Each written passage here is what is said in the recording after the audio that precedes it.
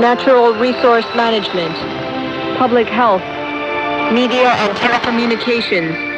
society and anti-corruption effort. The Reform Committee Against Corruption is comprised of Chairman Ban Thep Kranarong Pranarong Santik, Jet Thonavanik, Admiral Pajan Pan Prateep, Phom Phong Shawalit,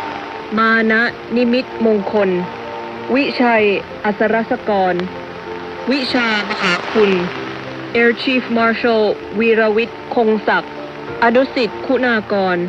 Utit Khao Tien, and Prayong Priyachit.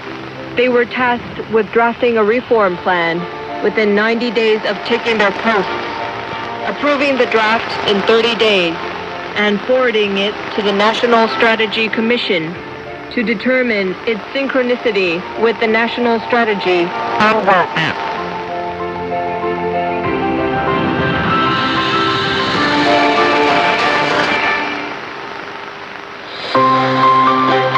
The Royal Thai government strongly adheres to the Labor Relations Act of 1975 and the Labor Protection